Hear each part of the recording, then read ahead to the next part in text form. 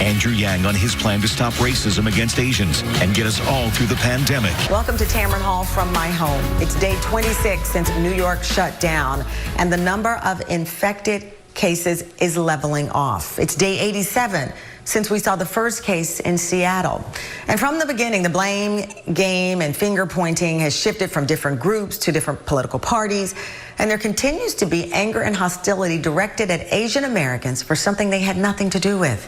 A man in Midland, Ohio is accused of brutally attacking 3 members of the same Asian family, one of them a 2-year-old child in that family, as they were out shopping. They survived the attack, but the scars and terror will never leave. Andrew Yang has been off the national stage since he ended his 2020 presidential bid, but he is using his voice to sound the alarm about these disturbing cases against Asian Americans. And Andrew joins us now from Cyber Hall. Andrew, of course, I want to first start off with the most important people in your home, your kids. I want to talk about how they're doing now that you are home. You have a 7-year-old and a 4-year-old, and I think it's really special. You have your oldest son, Christopher, has autism, and so many parents right now are spending more time with their children, especially the kids with special needs. What's your advice? What are your words of wisdom? Well, I've been on the road for the last couple of years, and so I'm just so grateful to my wife, Evelyn, who's been the rock of our family. She's been the CEO of Team Christopher, which is the name of our 7-year-old, and he is getting homeschooled, but obviously screens and online are not the same as in person. And so we're doing everything we can to surround him and his brother with enough to do. I will confess that to the extent we had any screen time limits in our house, they've kind of gone out the window because at this point. You're like, here, watch whatever you want to watch. How is that since you've been on the road campaigning and working before campaigning away from home? How is it to be there, even during this crisis, to have this kind of time with them?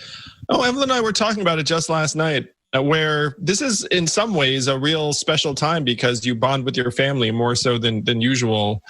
We actually are sleeping with them all in the same room, because like the little boys wanted to sleep with mommy. And so it's been really cozy in some really positive ways. And for me personally, it feels like I'm making up for lost time because I've been on the road for the last couple of years. So I'm learning a lot about my kids. And I think, Tamron, when you learn about your kids, you kind of also learn about yourself.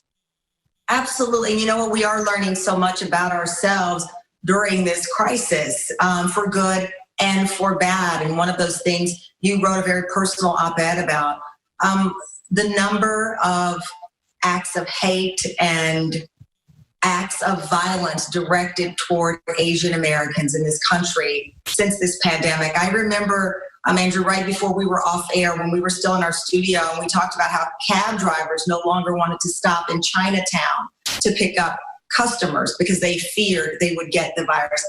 That behavior only escalated, and it's turned into acts of violence now. You were personally impacted by this.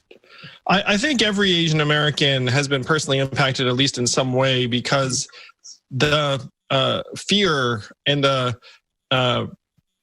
racism, frankly, has just surged where Asian Americans are concerned. We have now over 1,000 assaults that have been reported. And you know that for every one that's been reported, there are many others that we'll never hear about. So it's a really tough time for all Americans, but I will say that I think Asian Americans have an extra phenomenon tied in where not only are we trapped at homes, but when we do go out for groceries, people in some ways blame us for the virus, which obviously is completely wrong and just a ridiculous idea. There was a moment that pushed you to the edge. What was that moment that pushed you to write that op-ed? I was on the phone with the CEO of the crisis text line, and she told me that the proportion of Asian Americans that use the crisis text line surged from 5%, which is normal, about what we are as in terms of the American population, to 13% post-crisis, which is a sign just of how much anxiety and fear there is in the Asian American community. So that was one thing that spurred me to write the op-ed. The other was going to the grocery store and having people cast accusatory looks in my direction. And I will say that wearing a mask, in my case, it makes me all the more anonymous because Now, frankly, like some people recognize me just walking around, but if you have a mask on, then they obviously don't. So I felt the accusation, frankly, or the fear or the anxiety on the part of others just walking to a grocery store. It's so true. I was thinking about what you wrote, your experience from hearing from people here in the States. But then in China, there are reports, the Washington Post and others do story, the numbers of cases of violence directed against Africans in China, all based on fear and ignorance. What is so, I think, worrisome for me, Andrew, as a mother, you are a father, what will we tell our children about this? About, to your earlier point, who we are in these incidents? In a time of crisis, your true character gets revealed, and the challenge for us is to make it so that positive things are revealed and that we're able to come together, help each other, not give in to fear, racism, and hatred. And it's a worldwide phenomenon. Unfortunately, when you feel like your future is insecure, then some negative impulses come to the fore very quickly, and that's what we have to try and overcome together. One of the things you said in your op-ed, you talked about, speaking of who we are, you said we Asian Americans need to embrace and show our Americanness in ways we never have heard. I'm sure you saw some of the response to that. It even gave me pause because I thought, here are two brown people talking to each other. We've reached a certain level in our lives. We are American. That is not defined by the food in our pantry. That's not defined by anything other than our heart and our service to each other. What did you mean by that, and why was it read so wrong, you think? To me, this is a time when all Americans need to try and help each other. And that, to me, means volunteering, funding aid organizations, voting when the time comes. Hopefully, we'll all be able to do that. That was the purpose of the op-ed, is to say that all Americans have to do everything we can for each other. And that includes Asian Americans. That includes all of us.